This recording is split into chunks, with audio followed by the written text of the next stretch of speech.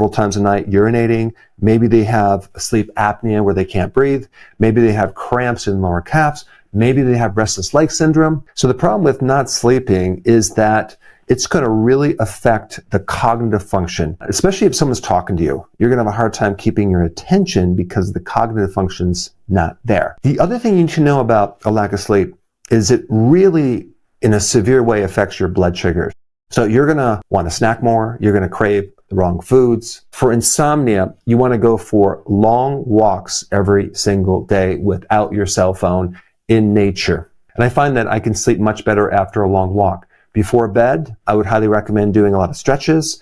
I would also keep your lights dimmed very nicely. But the worst thing you could do is snack before you go to bed. So you have to eliminate that. Let's go to number 2, blood sugar fatigue. If your blood sugar is going up and down and up and down, you are going to be tired, but not for the reason you think.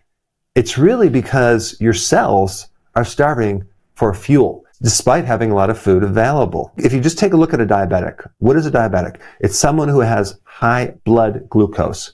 But the problem is that glucose becomes very unavailable to the cell. That's why a lot of diabetics are tired, because you develop this resistance to sugar. That's called insulin resistance, is the resistance to insulin, and of course the resistance to glucose, which is the fuel that's supposed to give you energy. You can't get that in. So you're literally starving to a certain degree of fuel. You definitely will feel a need to take a nap about 2 hours after you eat, usually because you're eating sugar or hidden sugar as starch, like pasta, rice, bread, things like that. The simple solution for this one is just to completely cut out all the carbs. And so you just really need to go low carb and then not eat so frequently. So in other words, just avoid the snacks and you will find that your energy will just come right up. Number 3, slow thyroid fatigue. People that have a hypothyroid condition are going to be tired. Why? Because the thyroid hormones, specifically we have T3. So T4 converts to T3. T3 is the active form. T3 goes into your mitochondria. That is the energy factory. And it controls the number of mitochondria and the amount of ATP, which is the energy currency of the body. And so certain things will be turned off and just the necessities will be on. Your body might turn down temperature. So you have cold feet because that takes a lot of energy to heat the body. 90% of hypothyroidism is autoimmune. Usually people know when they have a thyroid problem, but selenium is for the autoimmune thyroid, and usually iodine and zinc are for a non-autoimmune thyroid problem. Next one is histamine fatigue. Now, histamines are a neurotransmitter. I'm not going to get into the woods with it, but all you need to know is certain populations have more histamines, and that can be aggravated by certain foods that you eat, and that's going to overstimulate your brain and make you tired. This type of exhaustion is going to be more of like you're irritated and you're tired. You can't relax, but this is more like an allergy fatigue. You might have a thick or heavy sinus issue. You might also feel like your blood pressure is too low, and you definitely can't sleep. The foods that are high in histamines, like cheese, smoked meats, fermented foods, unfortunately, all of these foods will make you tired after you eat them. So a lot of people ask me, what supplements do I recommend? Now, of course, I'm not biased of my own high-quality supplement line, but if you go to Amazon and type Dr. Berg supplements, you'll find more information. Next one, number 5, is latent virus fatigue. Certain viruses go into the body and they don't actually die. They go into a dormant state. That's called a latent state. So with a latent virus that gets reactivated, you're going to get a draining of your immune system, which is going to be very tiring. Definitely you're going to have post-exertion fatigue, usually 24 hours later. So you worked out today, you might even feel fine, but then tomorrow you just feel like, oh my gosh, I'm just like completely exhausted. What's going to activate this is some type of stress. Other things that can bring it on are low vitamin D levels. Eating too much junk food can do it. So with this one, I always tell people you must do something to reduce your stress, whether it's going on vacation, a lot of vitamin D. You need to take at least 20,000 IUs of vitamin D3. Make sure it comes with the vitamin K2 and magnesium. Number 6, salt and potassium deficiency fatigue. What's interesting about salt, or let's just say sodium, okay, and potassium, is that there is a pump in your body called the sodium potassium pump that actually helps you generate voltage and electricity to power the nervous system and the muscle. So if you're deficient in either sodium or potassium, you're going to be tired, especially in your muscles. You're going to lack that get up and go, especially if you do any type of exertion. Why? Because you no longer have the charge in your battery. Your battery is dead. And this is why when people take more potassium, they have all this energy. Usually between both of these, a person's usually more deficient in potassium than salt, unless they're on a ketogenic diet, in which case, when you go low carb, sometimes you flush out your salts and you need to increase your salt, or you're going to get keto fatigue. And with keto fatigue, you're going to feel weak. And when you take that salt, boy, it just perks you up. But typically, because people require so much potassium, way more than salt, like 4,700 milligrams, usually people just aren't consuming that much. They're probably not eating 4 or 5 avocados a day or big salads. So by taking more potassium, whether from food or an electrolyte drink that's high in potassium, you can dramatically increase your energy. And the other thing you need to know is when you're consuming a lot of refined carbohydrates, you're depleting your potassium right down to 0. Next one is number 7, low oxygen fatigue. This is fatigue that comes from anemia. Now, there's a couple different kinds of anemia. You have iron deficiency anemia. You have liver pills. Most people with anemia are lacking copper. That's right, copper, because copper helps regulate iron. But I'm just bringing this up because it's not just a simple answer of just take more iron to get more energy.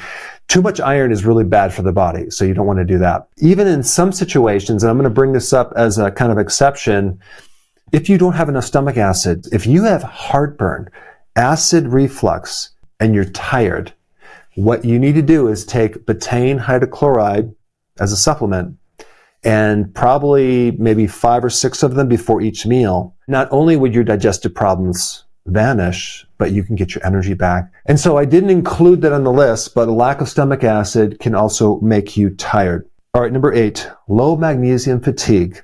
That's right, magnesium deficiency can cause fatigue.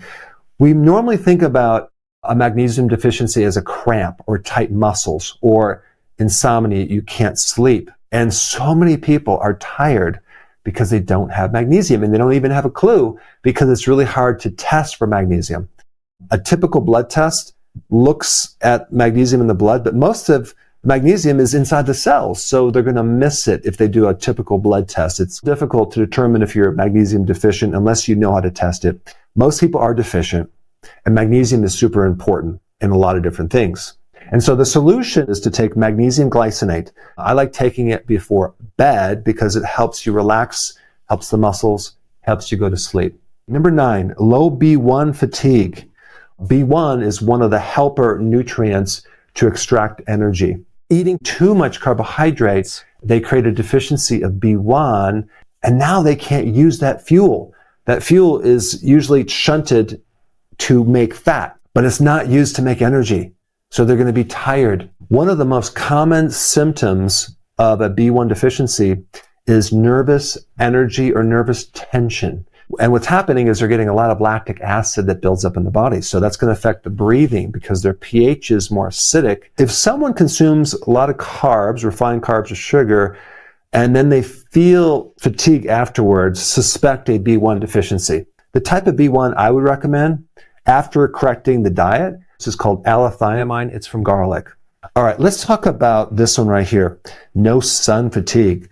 Am I saying that a lack of sun will cause fatigue? Yes, absolutely. Over 50% of the sun's energy is infrared. It goes into the mitochondria. It helps your mitochondria make more energy.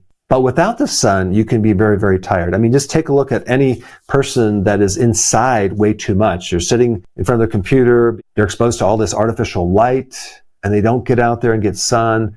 Wow, they're going to be tired. Vitamin D deficiency will make you lethargic, apathetic. A lack of vitamin D will cause inflammation or pain in the lower back that radiates to your hips and definitely your thigh muscles. So any type of pelvic discomfort or achiness, I would suspect a vitamin D deficiency. Number 11, mold allergies will totally make you tired. I have a lot of information online. I don't want to get into the specifics, but if you suspect mold growing in your house, you're going to have an immune reaction, and that is going to suck a lot of your energy out. I just also want to mention just inflammation in general will make you tired.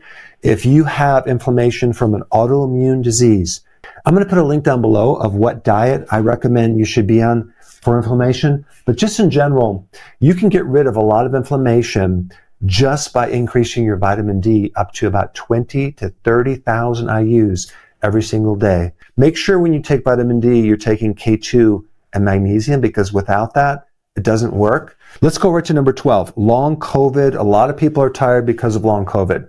This is an immune problem. The immune system is constantly overworking and it's draining a lot of your energy. It's the feeling of being unwell, brain fog, decreased tolerance to bright lights or loud sounds, or even like stress in general. You get overwhelmed very easily. Some of the remedies that I recommend for long COVID, something called NAC, which is like a precursor to make glutathione, which can help your liver, a good amount of vitamin D3, magnesium glycinate, zinc is very important as well, and also coenzyme Q10. And then now let's get to number 13, low protein fatigue. Your mitochondria, which is the energy factory of the cells, depend on sufficient amount of amino acids. And this is pretty wild because this is not a fuel problem.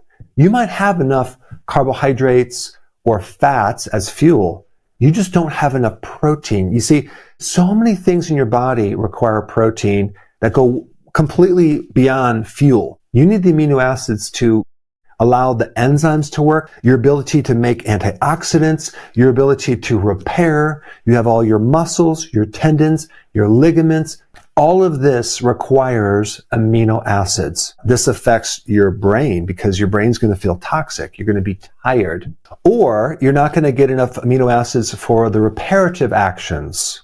But one of the biggest indicators for this is post-exercise fatigue. You put that much demand on the body and you're just going to crash and burn after you exercise. You will not have any endurance. What this particular person really needs is a lot more high quality animal protein, like red meat, with every meal. This is going to pull them out of it, and also lower carb.